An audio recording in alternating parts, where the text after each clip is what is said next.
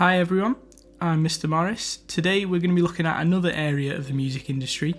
So we're going to be looking at record labels and music publishing companies. So to begin, we'll look at record labels. So first off, we have this little research task to do. So what I want you to do is go on the internet and find an answer for all 5 of these questions. So you're going to pause the video, get a pen and paper, and then write down an answer for all of these. So if you've finished with that task, we will now start with the rest of the lesson.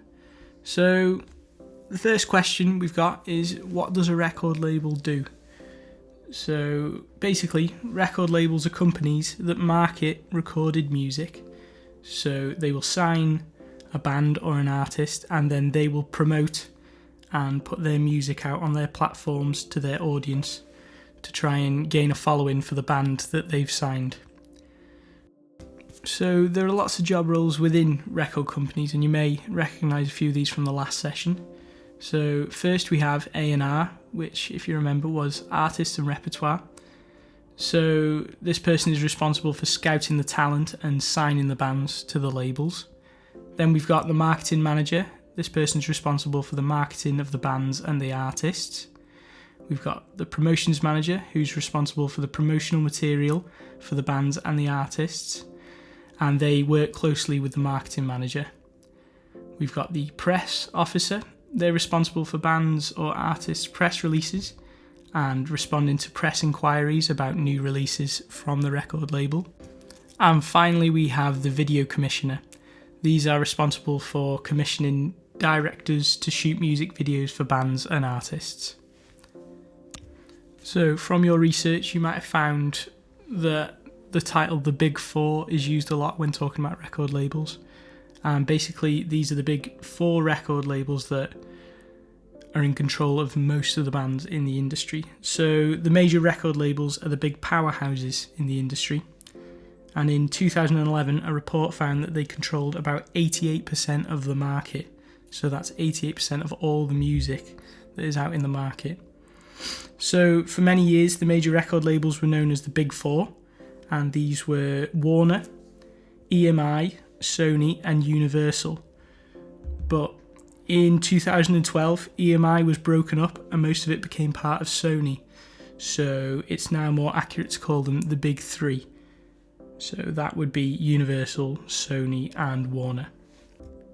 So considering the fact that these major labels own the majority of the market, it may seem that that's the best choice to go for a major label as an artist trying to get signed.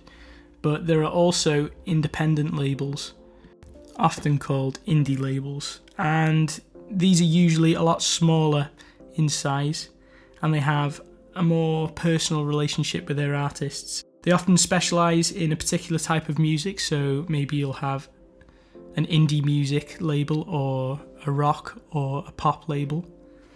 And bands signed to these labels can still be a huge success. So bands like Arctic Monkeys were signed to the label Domino, and then you've got bands like Nirvana, and they launched with Sub Pop.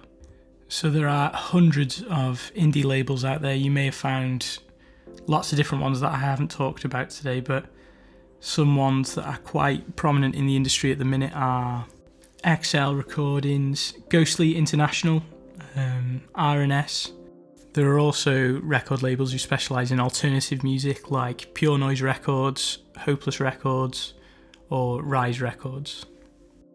So for the pros and cons of the major labels versus the indie labels, if you are signed to a major label, they have a bigger audience, so you'll reach more people. They've got more money, so they can put more money into your product to make a better product, potentially. But at that, you are sacrificing artistic control, because often major labels design the band themselves, so they will choose what you look like and how they market you and how your music will sound. Whereas with indie labels, you have more artistic control, so you've got more opportunities to be in control of your music and your image. Often you'll have a better relationship with the label themselves. This is because they're not big corporate companies like they are a lot smaller, they'll have a lot less staff and a lot more time for you individually. They're also a lot more likely to put a lot of effort into you as they're smaller, so they will have less bands, so they can put more energy into each of those bands. The downsides to an indie label would be that they won't have as big of an audience as a major label will have, so they can't reach as many fans as you possibly could with a major label. They'll also have less money to put into your band, so this could potentially lead to poorer final products. So there is also the argument that you don't need a label at all to be an artist in the music industry. So there is the artist Chance the Rapper. He is not signed to a label and he's won Grammys before now. So he does this through making his own label, so he's not signed to an independent label or a major label. He's signed to his own label, so he has full control of everything that he does. But this might not work for everyone, as you don't get the backing of a label to give you money to pay for things, and you don't have the reach that a label will have. So you won't have a really large audience at your fingertips. You'll have to work at this for years of marketing like the labels have already done. So next we move on to music publishing companies, and again we're going to do another task. This time there are 4 questions I'd like you to research, and if you pause the video and research these now, we can carry on when you're back. So as you may have found from your research, publishers are in charge of their artists' songs and music. Don't think of publishing in the same way as traditional print publishing either. It's they don't just sell printed sheet music for artists. Music publishers look after all the different uses of the music, so this could be through internet, radio, TV, advertising, or even sheet music, and so on.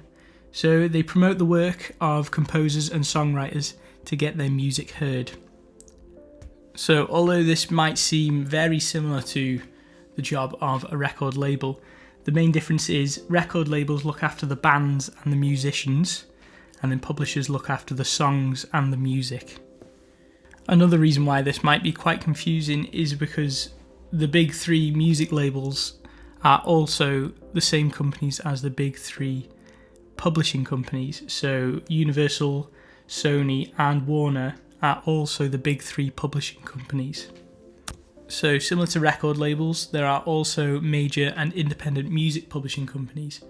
So some of the most well-known indie publishing companies are Cobalt Music Group, Wishberry, Zappa Private Company, there's Decent, and Imperial College London.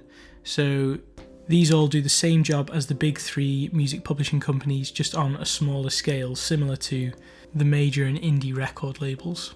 So finally we have the question, do artists need a publisher? So if you're an unsigned artist, a publisher can help with your band's development.